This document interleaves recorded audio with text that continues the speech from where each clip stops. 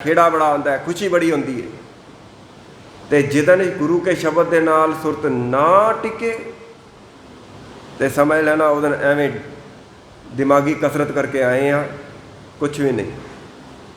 सुरत का जुड़ जाना यह बंदगी है, सुरत का टिक जाना यह बंदगी है, सुरत का गुरु के चरणों के नाल लिपट जाना, जिस तरह एक निक्का जिहा बच्चू अपने प्यो के पैरों नाल लिपट के प्यार करता है ना, जे सुरत इतना गुरु के चरणों नाल लिपट जाए तो समझ लो उस दिन तुहाडी सुरत टिकी थी, तुहाडी सुरत टिकी, तुहानूं आनंद आया, तुहानूं आनंद आया, समझो गुरु नूं आनंद आया, गुरु नूं आनंद आया, समझो सारी संगत नूं आनंद आ गया। क्यों? विच संगत हर प्रभ वसे जी, संगत दे विच ही गुरु वसदा है। चुभी रही सुरत प्रभ चरणन में, असी बड़ी आसानी नाल पढ़ लेंदे हैं, बचपन तो लैके जवानी, जवानी तो लैके बुढ़ापा। मैं अपने पिछले 20 साल के अनुभव तो दस रहा, मैं 20 साल तो कई मनुखों को अपनी जिंदगी देख रहा। 20 साल पहले जिस तरह वो सेवा करते सन, बाणी पढ़ते सन, कथा कीर्तन करते सुनते सन, अज भी वैसे ही ने। उम्रां वध गई ने, मानसिक मंडल अज भी वैसा ही, कोई फर्क नहीं, कोई बदलाव नहीं आया, अज तक कोई बदलाव नहीं आया। इत्थे महाराज उच्चारण करते हैं, गुर की बाणी स्यों रंग लाए। गुरु की बाणी दे नाल कोई प्रेम ते लियावे, गुर किरपाल होए दुख जाए, सारे दुख तकलीफ दूर हो जाएंगे। कोई गुरु के चरणों नाल जुड़े तो सही भाई, दुआई निरंकार दी सब कुछ हो जाता है, मन ही नहीं जुड़ता, मन ही नहीं जुड़ता, सब कुछ जुड़ जाता है, मन ही नहीं जुड़ता। फिर एक दूसरा सबजैक्ट आपके सामने रखा, असी किंतु परंतु बड़े करते हैं, सवाल जवाब बड़े करते हैं, यह साड़ी फितरत बन चुकी है। असी किंतु परंतु सवाल जवाब इतना तो बड़े करते हैं। तो ध्यान दिओ, मधुमक्खी वेखिए तुसी, मधुमक्खी, यह मधुमक्खी जिन्नी देर तक छत्ते के उत्ते नहीं बहती हैगी ना, उन्नी देर तक घूं घूं घूं की आवाज़ां करती रहती। जिन्नी देर तक छत्ते ते नहीं बैठेगी, फुल के उत्ते नहीं बैठेगी, उन्नी देर तक घूं घूं की आवाज़ां कर। जिस टाइम यह फुल के उत्ते बैठ जाती है फिर कोई आवाज़ नहीं आती। आती कोई आवाज़?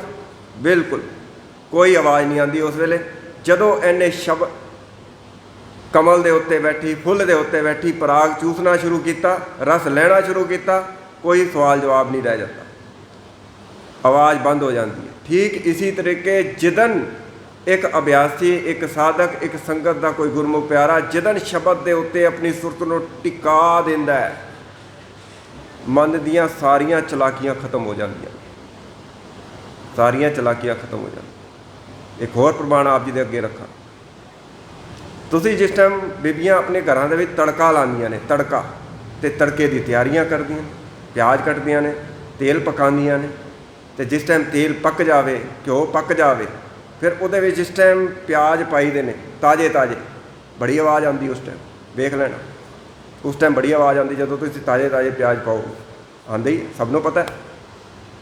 मगर 5 मिनटों तो बाद आवाज़ नहीं आती, फिर आती आवाज़ 5 मिनटों बाद कोई आवाज़ नहीं, वही प्याज है, वही तड़का है, फिर कोई आवाज़ नहीं, छूं दी आवाज़ आती पहले पाओ, बाद ही कोई आवाज़ नहीं। ठीक इसी तरीके जदों अभ्यास पकना शुरू हो जाता है किसी सज्जन का, बाणी पढ़द्या पढ़द्या मन टिकना शुरू हो जाता है, सवाल जवाब भज दौड़ सब समाप्त हो जाता, सब समाप्त हो जाता। नहीं तो बाणी के विच एक थां ते कटाक्ष किया है, आप जी को पता है, भगत परमानंद जी का एक शब्द है गुरु ग्रंथ साहिब महाराज जी की बाणी के, एक शब्द सारंग राग के महाराज अपनी बाणी का इतना उच्चारण करें, तैनर क्या पुराण सुन कीना, अन्न पावनी भगत न उपजी, भूखे तान न दीना, काम न विसरियो क्रोध न विसरियो, लोभ न छुटकियो देवा, पर निंदा मुक्ते नहीं छूटी, नेफल भई सब सेवा, बाट पार कर मूस बिराने, पेट भरे अपराधी, जय परलोक जाए अब कीरत, सोई अविद्या साधी, हिंसा तो मनते नहीं छूटी, जी दया नहीं पाली, परमानंद साध संगत मिल, कथा पुनीत न चाली। ए मेरा ते हर उस बंदे का जिक्र चल रहा है जिहड़ा बाणी भी पढ़ता है, मत्था भी टेकता है, सेवा भी करता है, कीर्तन भी करता है, कथा भी करता है, मगर मानसिक मंडल जिहड़ा हैगा वो ऐसा हैगा, काम ना बिसरियो, क्रोध ना बिसरियो, ਲੋਭ ਨਾ ਛੁਟਕਿਓ ਦੇਵਾ। ਹਲਕਾਏ ਕੁੱਤਿਆਂ ਨੇ ਕਟਿਆ ਹੋਇਆ, ਹਰ ਵਕਤ ਲੋਭੀ ਬਣਿਆ ਫਿਰ ਰਿਹਾ। ਹਰ ਵਕਤ ਲੋਭ ਦੀਆਂ ਲਹਿਰਾਂ ਅੰਦਰ ਚੱਲ ਰਹੀਆਂ, ਕਾਮ ਦੀਆਂ ਲਹਿਰਾਂ ਅੰਦਰ ਚੱਲ ਰਹੀਆਂ, ਕ੍ਰੋਧ ਦੀਆਂ ਲਹਿਰਾਂ ਚੱਲ ਰਹੀਆਂ। ਧਿਆਨ ਦੇਣਾ, ਕੋਈ ਬੰਦਾ ਕ੍ਰੋਧ ਦਾ ਮਾਰਿਆ ਹੋਵੇ, ਇਹ ਸਭ ਨੂੰ ਪਤਾ ਹੈ, ਸਭ ਨੂੰ ਪਤਾ ਹੈ। ਜਿਸ ਵਕਤ ਕਿਸੇ ਮਨੁੱਖ ਦੇ ਉੱਤੇ ਕ੍ਰੋਧ ਹਾਵੀ ਹੁੰਦਾ ਹੈ, ਉਹਦੇ ਚਿਹਰੇ ਦੇ ਹਾਵ ਭਾਵ ਬਦਲ ਜਾਂਦੇ, ਉਹਦੇ ਅੱਖਾਂ ਦੀ ਹਾਲਾਤ ਬਦਲ ਜਾਂਦੀ ਹੈ, ਚਿਹਰਾ ਬਦਲ ਜਾਂਦਾ ਹੈ ਜਦੋਂ ਕ੍ਰੋਧ ਹਾਵੀ ਹੁੰਦਾ ਹੈ, ਜਦੋਂ ਕ੍ਰੋਧ ਹਾਵੀ ਹੁੰਦਾ ਹੈ। ਮਗਰ ਜਦੋਂ ਲੋਭ ਹਾਵੀ ਹੁੰਦਾ ਹੈ, ਨਹੀਂ ਪਤਾ ਚੱਲਦਾ। ਮਾਨਸਿਕ ਮੰਡਲ ਦੀ ਅਵਸਥਾ ਹੈ, ਮਾਨਸਿਕ ਮੰਡਲ ਦੀ ਆਪਣੀ ਅਵਸਥਾ। ਕਾਮ ਸਿਰ ਦੇ ਉੱਤੇ ਠੂੰਆਂ ਮਾਰਦਾ ਪਿਆ, ਕਿਵੇਂ ਪਤਾ ਚੱਲੇਗਾ? ਜਿਹਦੇ ਉੱਤੇ ਬੀਤ ਰਹੀ ਹੈ ਉਹਦੀ ਦੇਖਣੀ ਬਦਲ ਜਾਏ, ਦੇਖਣੀ ਬਦਲ ਜਾਏਗੀ, ਨੇਤਰਾਂ ਦੇ ਹਾਵ ਭਾਵ ਬਦਲ ਜਾਣਗੇ। ਪੜ੍ਹਦੇ ਬਾਣੀ ਪਏ ਹਾਂ, ਕਰਦੇ ਸੇਵਾ ਪਏ ਹਾਂ, ਕਾਮ ਨਾ ਵਿਸਰਿਓ, ਕ੍ਰੋਧ ਨਾ ਵਿਸਰਿਓ, ਲੋਭ ਨਾ ਛੁਟਕਿਓ ਦੇਵਾ। ਪਰ ਨਿੰਦਾ ਮੁਖ ਤੇ ਨਹੀਂ ਛੁੱਟੀ, ਪਰਾਈ ਨਿੰਦਾ ਚੁਗਲੀ ਕਰਨ ਦੀ ਆਦਤ ਨਹੀਂ ਛੁੱਟੀ। ਕੀ ਪੜ੍ਹਿਆ ਫਿਰ, ਕੀ ਪੜ੍ਹਿਆ? ਚਲੋ ਇੱਕ ਹੋਰ ਘਟਨਾ ਆਪ ਜੀ ਦੇ ਅੱਗੇ ਰੱਖਾਂ। ਕਰਦੇ ਸੇਵਾ ਹੈਗੇ ਆ, ਇਹ ਘਟਨਾ ਜੋ ਮੈਂ ਆਪ ਜੀ ਦੇ ਅੱਗੇ ਰੱਖਣ ਲੱਗਾ, ਹਰ ਬੰਦੇ ਨੂੰ ਜ਼ੁਬਾਨੀ ਚਿੱਤੇ ਹੋਏਗੀ, ਜ਼ੁਬਾਨੀ ਇਸ਼ਾਰਾ ਕਰਨ ਦੀ ਲੋੜ ਹੈ। ਮਸਕੀਨ ਸਾਹਿਬ ਆਪਣੀ ਜਵਾਨੀ ਦੀ ਘਟਨਾ ਸੁਣਾਇਆ ਕਰਦੇ ਨੇ। ਕਹਿੰਦੇ ਇੱਕ ਵੇਰਾ ਗੁਰਦੁਆਰਾ ਸੀਸਗੰਜ ਸਾਹਿਬ ਗਏ ਅਤੇ ਉੱਥੇ ਇੱਕ ਬੰਦਾ ਭੱਜ ਕੇ ਆਇਆ ਮੱਥਾ ਟੇਕਣ ਵਾਸਤੇ, ਫਤਿਹ ਬੁਲਾਉਣ ਵਾਸਤੇ ਅੱਗੇ ਹੋ ਕੇ। ਅਤੇ ਜਦੋਂ ਉਹ ਆਇਆ ਅਤੇ ਕਹਿੰਦਾ ਗਿਆਨੀ ਜੀ ਆਪਣੇ ਜੋੜੇ ਬਖਸ਼ੋ, ਜੋੜੇ ਦੇ। ਉਹ ਜੋੜੇ ਘਰ ਸੇਵਾ ਕਰਦਾ ਹੈ। ਕਹਿੰਦਾ ਗਿਆਨੀ ਜੀ ਮੈਂ ਤੁਹਾਡੇ ਚਰਨਾਂ ਦੀ ਧੂੜ ਹਾਂ। ਉਹ ਚਰਨਾਂ ਦੀ ਜੋੜੇ ਉਤਾਰ ਕੇ ਲੈ ਗਿਆ। ਮਸਕੀਨ ਸਾਹਿਬ ਕਹਿੰਦੇ ਮੈਂ ਵੇਖਦਾ ਉਹ ਜਿਹੜਾ ਮਿਲਦਾ ਉਹਨੂੰ ਕਿਹਾ ਕਰਦੇ ਮੈਂ ਤੁਹਾਡੇ ਚਰਨਾਂ ਦੀ ਧੂੜ ਹਾਂ, ਮੈਂ ਤੁਹਾਡੇ ਚਰਨਾਂ ਦੀ ਧੂੜ ਹਾਂ, ਮੈਂ ਤੁਹਾਡੇ ਚਰਨਾਂ ਦੀ ਧੂੜ ਹਾਂ। ਬਸ ਇਹੀ ਗੱਲ ਸਭ ਦੇ ਨਾਲ। ਕਹਿੰਦੇ ਕਈ ਦਿਨ ਮੈਨੂੰ ਉੱਥੇ 7-8 ਦਿਨ ਮੈਂ ਕਥਾ ਕੀਤੀ ਅਤੇ ਮੈਂ ਰੋਜ਼ ਦਾ ਉੱਦਾਂ ਦੇਖ ਰਿਹਾ ਸੀ ਹਿਸਾਬ ਕਿਤਾਬ। ਤੀਜੇ ਚੌਥੇ ਦਿਨ ਮੈਂ ਫਿਰ ਕਿਹਾ, ਮੈਂ ਕਿਹਾ ਪੁਰਖਾ ਗੱਲ ਸੁਣ, ਤੂੰ ਕਹਿੰਦਾ ਹੈ ਨਾ ਬਈ ਮੈਂ ਤੁਹਾਡੇ ਚਰਨਾਂ ਦੀ ਧੂੜ ਹਾਂ, ਅਤੇ ਪੁਰਖਾ ਅੱਜ ਫਿਰ ਸੁਣ ਲੈ ਵਾਕਈ ਤੂੰ ਧੂੜ ਹੀ ਹੈਗਾ, ਧੂੜ ਤੋਂ ਇਲਾਵਾ ਕੁਛ ਨਹੀਂ ਹੈ।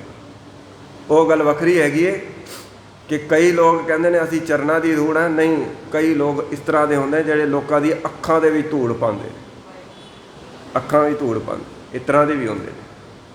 ਅਤੇ ਅਸੀਂ ਬਾਣੀ ਵੀ ਪੜ੍ਹ ਰਹੇ ਹਾਂ, ਦਾਨ ਪੁੰਨ ਵੀ ਕਰ ਰਹੇ ਹਾਂ, ਸੇਵਾ ਵੀ ਕਰ ਰਹੇ ਹਾਂ, ਲੋਕਾਂ ਨੂੰ ਦਿਖਾਈ ਦੇ ਰਿਹਾ, ਮਗਰ ਮਾਨਸਿਕ ਮੰਡਲ ਦੀ ਅਵਸਥਾ ਨਹੀਂ ਬਦਲੀ। ਫਿਰ ਆਪਾਂ ਕੀ ਕਰ ਰਹੇ ਹਾਂ? ਅਸੀਂ ਕੀ ਕਰ ਰਹੇ ਹਾਂ? ਅਸੀਂ ਕੀ ਕਰ ਰਹੇ ਹਾਂ? ਉਹੀ ਨਿੰਦਿਆ, ਉਹੀ ਚੁਗਲੀ, ਉਹੀ ਬਖੀਲੀ, ਸਭ ਕੁਝ ਤਾਂ ਉਹੀ ਚੱਲ ਰਿਹਾ। ਇੱਕ ਐਸਾ ਮਨੁੱਖ ਜਿਹੜਾ ਕਦੀ ਗੁਰਦੁਆਰੇ ਨਹੀਂ ਆਇਆ, ਧਿਆਨ ਦੇਣਾ, ਜਿਹੜਾ ਕਦੀ ਧਰਮ ਮੰਦਰ ਦੇ ਵਿੱਚ ਨਹੀਂ ਗਿਆ, ਉਹ ਵੀ ਮਨੁੱਖ ਪਾਪ ਕਰ ਰਿਹਾ।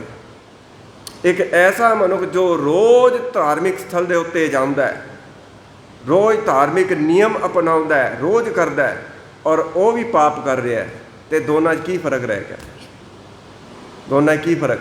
ਇੱਕੋ ਹੀ ਵਰਗੇ ਹੈਗੇ, ਬਿਲਕੁਲ ਇੱਕੋ ਵਰਗੇ ਹੈਗੇ। ਹਾਂ, ਇੱਕ ਗੱਲ ਵੱਖਰੀ ਹੈਗੀ ਹੈ। ਚਲੋ ਇੱਕ ਇਹ ਵੀ ਇਸ਼ਾਰਾ ਆਪ ਜੀ ਦੇ ਅੱਗੇ ਰੱਖਾਂ, ਗੱਲ ਆ ਗਈ। ਇਸਲਾਮ ਦੇ ਬਾਨੀ ਮੁਹੰਮਦ ਸਾਹਿਬ, ਧਿਆਨ ਦੇਣਾ, ਮੈਂ ਘਟਨਾ ਆਪ ਜੀ ਦੇ ਅੱਗੇ ਰੱਖ ਰਿਹਾ, ਮਗਰ ਮੇਰੀ ਜ਼ੁਬਾਨ ਕੰਬਦੀ ਹੈਗੀ ਹੈ ਸੁਣਾਉਂਦੇ ਆਇਆ, ਕੰਬਦੀ ਹੈ ਮੇਰੀ ਜ਼ੁਬਾਨ, ਕਿਉਂਕਿ ਮੁਹੰਮਦ ਸਾਹਿਬ ਨੇ ਕੁਝ ਐਸੇ ਬੋਲ ਕਹੇ ਨੇ। ਮੁਹੰਮਦ ਸਾਹਿਬ ਦੇ ਕੋਲ ਉਹਨਾਂ ਦਾ ਇੱਕ ਅਜ਼ੀਜ਼ ਆਇਆ। ਮੁਹੰਮਦ ਸਾਹਿਬ ਦੇ 4 ਯਾਰ ਇਤਿਹਾਸ ਦੇ ਵਿੱਚ ਮਸ਼ਹੂਰ ਹੋਏ ਨੇ, ਹਜ਼ਰਤ ਉਮਰ, ਹਜ਼ਰਤ ਅਲੀ, ਇਸ ਤਰ੍ਹਾਂ ਕਰਕੇ ਉਹਨਾਂ ਦੇ 4 ਯਾਰ ਹੋਏ ਨੇ। ਇੱਕ ਦਿਨ ਹਜ਼ਰਤ ਉਮਰ ਨੇ ਮੱਥਾ ਟੇਕਿਆ ਅਤੇ ਕਹਿਣ ਲੱਗਾ ਮੁਹੰਮਦ ਸਾਹਿਬ ਜੀ ਹੁਣ ਮੈਨੂੰ ਅਸੀਸ ਬਖਸ਼ੋ, ਮੈਂ ਇਸਲਾਮ ਦਾ ਪ੍ਰਚਾਰ ਕਰਾਂ ਜਾ ਕੇ। ਇਸਲਾਮ ਦੇ ਅਰਥ ਹੁੰਦੇ ਨੇ ਅਮਨ ਸਲਾਮਤੀ, ਮੈਂ ਪ੍ਰਚਾਰ ਕਰਾਂ। ਮੁਹੰਮਦ ਸਾਹਿਬ ਬੜੇ ਖੁਸ਼ ਹੋਏ, ਜਾਓ ਕਰੋ ਪ੍ਰਚਾਰ। ਕਹਿਣ ਲੱਗੇ ਕੋਈ ਖਾਸ ਹਿਦਾਇਤ, ਕੋਈ ਖਾਸ ਸੰਦੇਸ਼? ਇਹ ਧਿਆਨ ਦੇਣਾ ਜਿਹੜਾ ਮੈਂ ਆਪ ਜੀ ਅੱਗੇ ਰੱਖਣ ਲੱਗਾ। ਮੁਹੰਮਦ ਸਾਹਿਬ ਕਹਿਣ ਲੱਗੇ ਹਾਂ ਹਿਦਾਇਤ ਹੈ, ਹਿਦਾਇਤ ਹੈ, ਜਿਸ ਤਰ੍ਹਾਂ ਸਾਨੂੰ ਗੁਰੂ ਨੇ ਆਖਿਆ ਰਹਿਤ ਹੈ। कुछ रहता रखनिया ने, कुछ हिदायत हैं। हाँ, हिदायत है कि ध्यान देना, कोई ऐसा मनुख जिहड़ा कदे धर्म के राह के उत्ते ना तुरिया होवे, अगर ऐसा मनुख कोई पाप करता है, गुनाह करता है, गुनाह नहीं गुनाहे अजीम करता है, कोई बज्जर पाप करता है, मेरी नज़र दे विच वो एक पाप ही है, एक पाप। मगर कोई ऐसा मनुख जिहड़ा धर्म का उपदेशक होवे, धर्म के राह के उत्ते तुरदा होवे, लोकी उन्होंने वेख के धर्म नूं चेते करदे होण, कोई ऐसा मनुख अगर पाप करेगा, एक पाप करेगा, फिर मेरी नज़र विच वो एक पाप नहीं होएगा, वो एक पाप 10,000 पापां वर्गा होएगा। 10,000 पाप। हथ जुड़ गए। मुहम्मद साहब है की कह रहे हो? आम मनुख एक पाप करेगा, तुहाडी नज़रां एक पाप, एक धर्मी बंदा कोई पाप कर दे तो तुहाडी नज़रां दे विच 10,000 पापां वर्गा। कहंदे हाँ, क्यों? धर्मी नूं वेख के धर्म चेते आंदा है, धर्म नूं चेते करके प्रभु चेते आंदा है, खुदा चेते आंदा है। ते जिथे जिथे लोग खुदा विच आस्था रखते होण, विश्वास रखते होण, जदों तुहाडे कारनामे उन्हां दे कन्नां 'च पहुंचणगे, वो खुदा तो मुनकर हो जाणगे, खुदा तो इनकारी हो जाणगे। बई लै, धर्म के राह के उत्ते तुरन वाला भी इतना ही पाप करा जितना आपां करदे हां, सारे खुदा तो इनकारी हो जाणगे। तो जिथे जिथे कोई खुदा तो इनकारी होएगा, तो परसों चौथे की कथा में आप जी के अगे बचन रखिया सी, तोड़न वर्गा पाप कोई नहीं ते जोड़न वर्गा पुण्य कोई नहीं। जेड़ा जेड़ा सुनेगा खुदा तो मुनकर होएगा। इस करके प्यारिया ध्यान दिओ, हुण समाज दे वल, अपने समाज दे वल ध्यान दिओ। कदी धर्म की स्टेजां दे उत्ते बड़े गिद्धे पाते सन लोकी, उन्होंने मनण वाले वो भी दावा करते सन, गुरु बने हुए सन लोगों के, कहते हैं साढ़े 4 करोड़ साढ़े श्रद्धालु ने, कोई कहता सी साढ़े 2.5 करोड़ श्रद्धालु ने, अज जेल दियां सलाखां दे पीछे। तुहाडे सामने इतिहास है, तुहाडे सामने इतिहास है। ऐसा क्यों? ऐसा क्यों? क्योंकि धर्म की आड़ दे विच पाप कीते, धर्म का बाणा पा के उसकी आड़ दे विच गुनाह किए। और यकीन जानना, यह बयान करदियां मेरी जुबान कंबदी है, क्योंकि जितनी आसानी नाल मैं आप जी के अगे रख रहा ना, गल इन्नी आसान है नहीं। क्योंकि अजू सुनाओ समुद्र में, क्या जाना क्या हो, कोई पता नहीं। महाराज की बाणी उच्चारण कर दी है, चुभी रही सुरत प्रभ चरणन में। असी पाठ करते हैं, साड़ी तो कभी सुरत नहीं टिकी। तो यानी कि महाराज कितनी उच्ची इस अवस्था की गल कर रहे हैं। चलो एक होर आप जी के अगे घटना रखा। कलगीधर पातशाह का स्थान आनंदपुर साहब। एक दिन एक श्रद्धालु अमृत वेले आया, तखत साहब के उत्ते आया तो उसकी सुरत जुड़ गई, शब्द के विचों रस आना शुरू हो गया, नाम जप रहा थी, बैठ गए तो उन्होंने आनंद आना शुरू हो गया।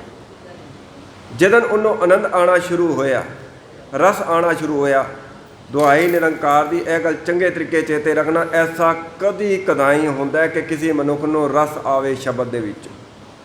कदी कोई विरली मुबारक घड़ी होंदी है जदों बाणी दे विचों रस आना शुरू हो जाए, ऐसी बाणी दे विचों आनंद आना शुरू हो जाए।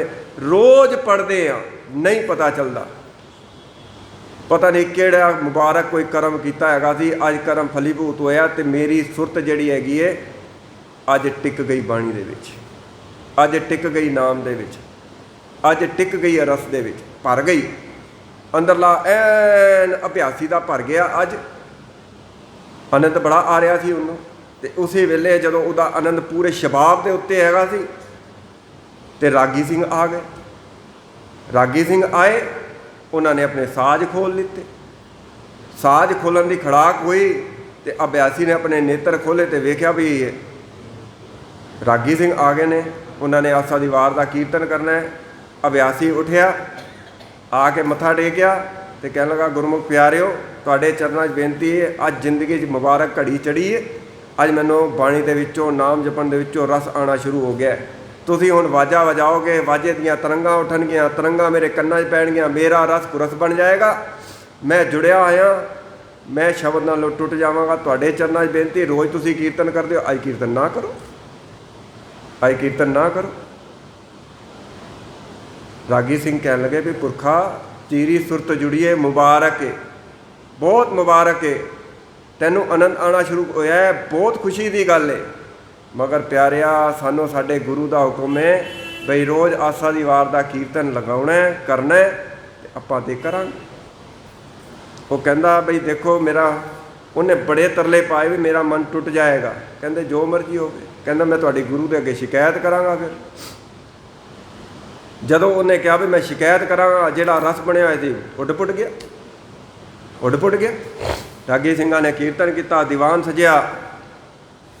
प्रभात वेले साहब दीवान दे विच आए ते भरे दीवान दे विच आके महाराज दे चरनां 'च मत्था टेक के ते अज रागी सिंघां दी शिकायत करन लगा है। शिकायत कि महाराज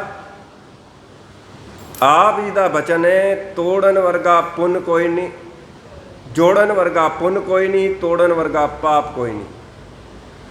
ते अज मेरी सुरत जुड़ी हुई थी तुहाडे चरनां दे नाल, ते रागी सिंह आए कीर्तन करना सी इन्हां ने, ते मैं आखिया बई अज मेरी सुरत जुड़ गई है तो तुसी कीर्तन ना करो, मेरी सुरत टुट जाएगी।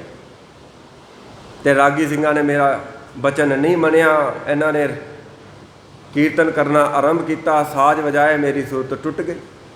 तो साहब जी कि इन्हां ने पाप नहीं किया, रागी सिंघां ने अज तुहाडे हजूर बैठ के पाप नहीं कर दिता, एक जुड़े हुए नूं तोड़ छड़िया, एक जुड़े हुए नूं तोड़ छड़िया।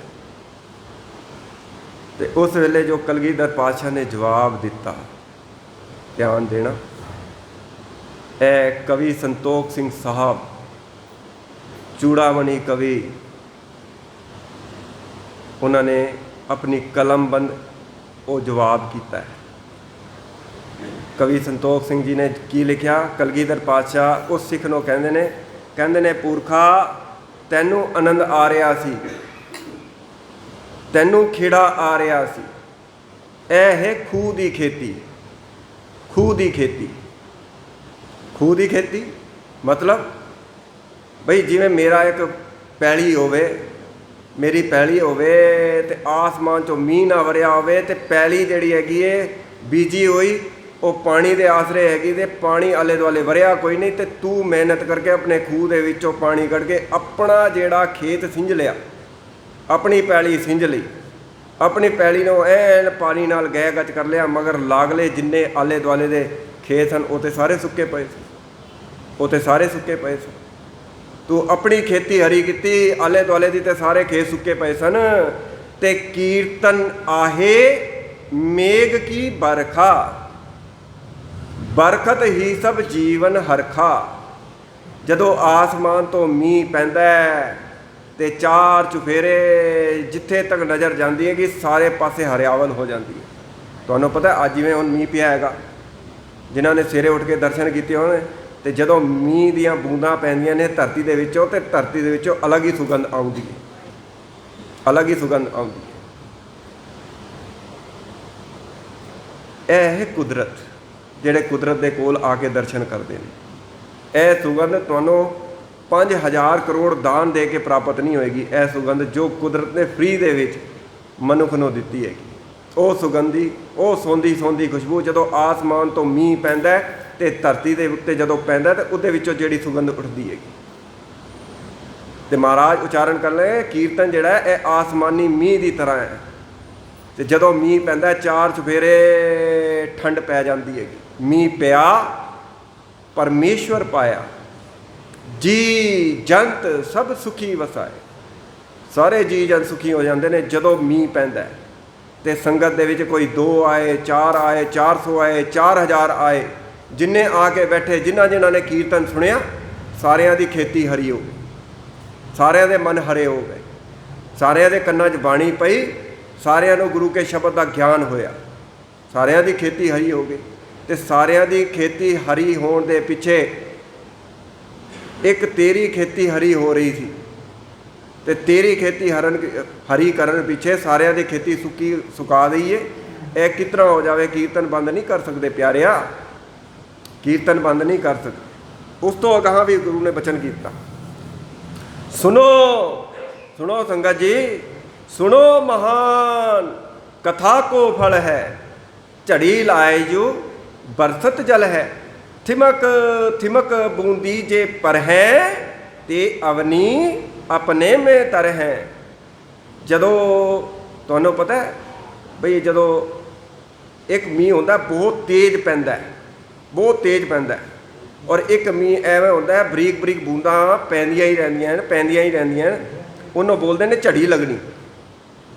तो मेरे बचपन के मैं कई बार वेख्या भी झड़ी जो लगती थी 4 दिन 6 दिन लगातार मींह पैंदा ही रहिंदा, बरीक बरीक बूंदा पैंदियां ही रहिंदियां, ना तेज ना हल्की, एक रस पैंदियां ही रहिंदियां।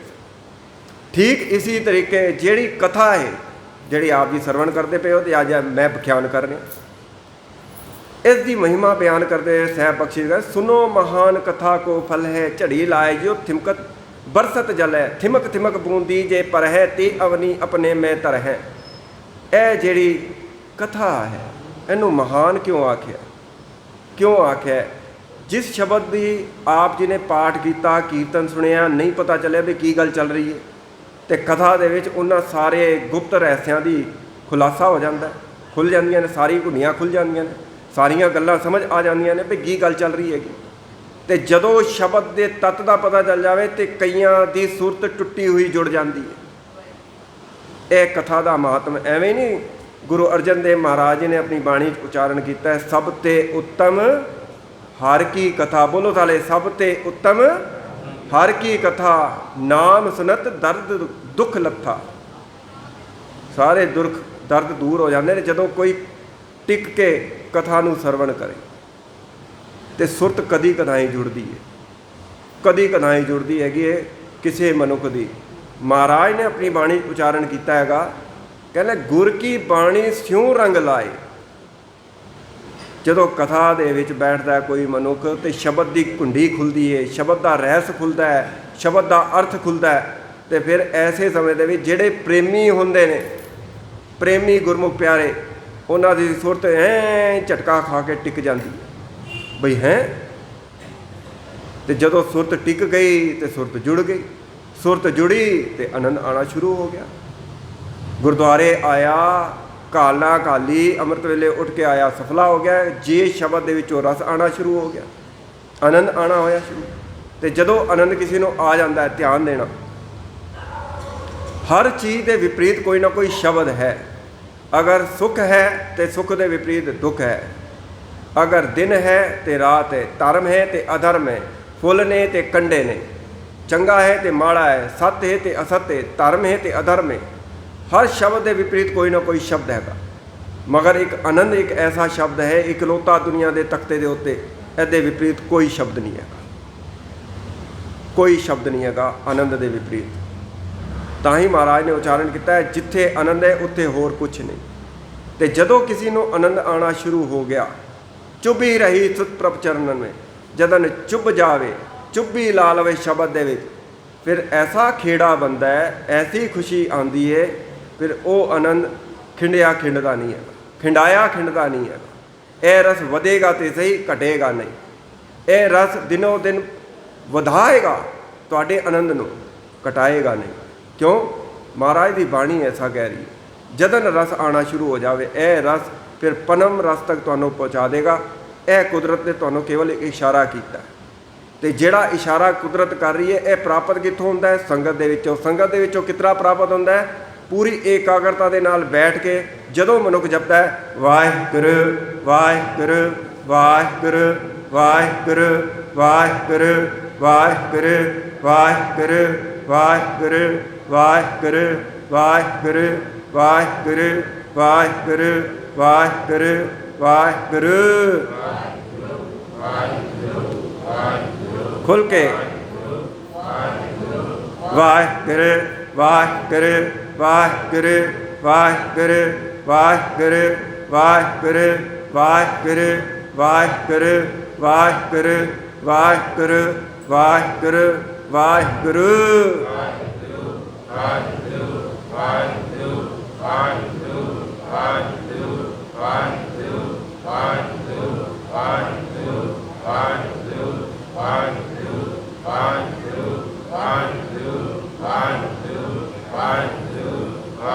ਉਚਾਰਨ ਕਰੋ ਜੀ ਸਤਨਾਮ ਸ਼੍ਰੀ। ਹਰ ਮਨੁੱਖ ਨੂੰ ਪਤਾ ਹੈ ਅਗਰ ਕੋਈ ਮਨੁੱਖ ਬਿਮਾਰ ਹੋ ਜਾਵੇ ਤੇ ਡਾਕਟਰ ਦੇ ਕੋਲ ਜਦੋਂ ਉਹ ਜਾਂਦਾ ਹੈ ਤੇ ਡਾਕਟਰ ਪਹਿਲੇ ਪੁੱਛਦਾ ਹੈ, ਹਾਂਜੀ ਦੱਸੋ ਤੁਹਾਨੂੰ ਕੀ ਬਿਮਾਰੀ ਹੈ, ਕੀ ਬਿਮਾਰੀ ਹੈ। ਡਾਕਟਰ ਵੀ ਇਲਾਜ ਤਦੇ ਸ਼ੁਰੂ ਕਰਦਾ ਹੈ ਜਦੋਂ ਰੋਗੀ ਆਪਣੀ ਬਿਮਾਰੀ ਦੱਸਦਾ ਹੈ, ਉਸ ਤੋਂ ਬਾਅਦ ਡਾਇਗਨੋਸ ਕਰਨਾ ਸ਼ੁਰੂ ਕਰਦਾ ਹੈ ਇੱਕ ਡਾਕਟਰ ਵੀ। ਇਹ ਪੂਰਾ ਵੈਦ ਹੈ, ਸਤਿਗੁਰ ਪੂਰਾ ਵੈਦ ਹੈ। ਪੰਜੇ ਰੋਗ ਅਸਾਧ ਨਿਵਾਰੇ, ਜਿਨ੍ਹਾਂ ਨੂੰ ਕੋਈ ਨਹੀਂ ਸਾਧ ਸਕਦਾ, ਜਿਨ੍ਹਾਂ ਨੂੰ ਕੋਈ ਠੀਕ ਨਹੀਂ ਕਰ ਸਕਦਾ, ਇਹ ਪੂਰਾ ਗੁਰੂ ਹੀ ਠੀਕ ਕਰਦਾ ਹੈ। ਇਹ ਤਾਸੀਰ ਪੂਰੇ ਗੁਰੂ ਦੇ ਵਿੱਚ ਹੀ ਹੈਗੀ ਹੈ, ਇਹ ਪੂਰੀ ਗੁਰੂ ਦੇ ਕੋਲ ਹੀ ਇਹ ਜੁਗਤੀ ਹੈਗੀ। ਅਤੇ ਤੁਸੀਂ ਪੂਰੇ ਗੁਰੂ ਦੇ ਕੋਲ ਆਏ ਹੋ ਅਤੇ ਪੂਰਾ ਗੁਰੂ ਤੁਹਾਡੀ ਨਬਜ਼ ਫੜ ਕੇ ਇਹ ਦੱਸ ਰਿਹਾ ਬਈ ਪੁਰਖਾ ਹਰ ਮਨੁੱਖ ਬੇਚੈਨ ਹੈ, ਬੇਬਲ ਹੈ। ਮਨ ਜਿਹੜਾ ਹੈਗਾ ਉਹ ਹਰ ਵੇਲੇ ਹਾੜੇ ਹੋ ਕੇ ਭਰ ਗਿਆ। ਪੂਰੇ ਗੁਰੂ ਨੇ ਨਬਜ਼ ਫੜ ਕੇ ਇਹ ਕਹਿ ਦਿੱਤਾ ਵੀ ਜੇ ਪੁਰਖਾ ਤੂੰ ਆਰਾਮ ਚਾਹੁੰਦਾ ਹੈ, ਟਿਕਾ ਚਾਹੁੰਦਾ ਹੈ, ਤੇ ਤੈਨੂੰ ਪੂਰੇ ਗੁਰੂ ਦਾ ਇਹ ਉਪਦੇਸ਼ ਮੰਨਣਾ ਪਏਗਾ। ਉਹ ਕੀ ਹੈ? ਤੈਨੂੰ ਨਾਮ ਜਪਣਾ ਪਏ, ਕੋਈ ਕਰਮ ਕਾਂਡ ਨਹੀਂ, ਨਾਮ ਜਪਣਾ ਪਏ। ਅਤੇ ਮਹਾਰਾਜ ਦੀ ਬਾਣੀ ਕਹਿੰਦੀ ਹੈ ਨਾਮ ਜਪਤ ਪਾਵੇ ਵਿਸ਼ਰਾਮ। ਇਹ ਟਿਕਾ, ਇਹ ਵਿਸ਼ਰਾਮ ਤੈਨੂੰ ਨਾਮ ਜਪ ਕੇ ਹੀ ਪ੍ਰਾਪਤ ਹੋਏਗਾ। ਅਤੇ ਜਿਹੜਾ ਗੁਰੂ ਸਾਨੂੰ ਕੇਵਲ ਨਾਮ ਜਪਣ ਲਈ ਕਹਿੰਦਾ, ਐਸੇ ਗੁਰੂ ਕੇ ਪ੍ਰਥਾਏ ਗੁਰੂ ਕੀ ਬਾਣੀ ਕਹਿੰਦੀ ਹੈ ਗੁਰ ਵਡਭਾਗੀ ਪਾਇਆ ਐਸਾ ਗੁਰ ਵਡ ਭਾਗੀ ਪਾਇਆ। ਗੁਰ ਵਡ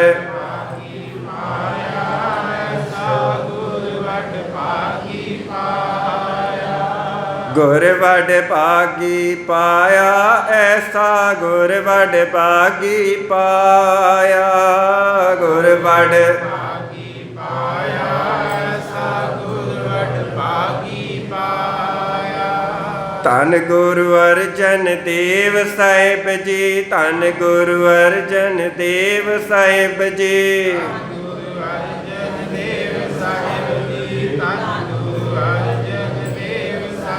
ਬਹੁਤ ਬਹੁਤ ਧੰਨਵਾਦ। ਬੇਅੰਤ ਤਰੁੱਟੀਆਂ ਵਗਿਆ ਹੋਇਆ ਮੂਰਖ ਅਲਪਕ ਜਾਣ ਕੇ ਸੰਗਤ ਜੀ ਬਖਸ਼ ਲੈਣਾ। ਫਤਿਹ ਬੁਲਾਣਾ ਜੀ। ਵਾਹਿਗੁਰੂ ਜੀ ਕਾ ਖਾਲਸਾ, ਵਾਹਿਗੁਰੂ ਜੀ ਕੀ ਫਤਿਹ।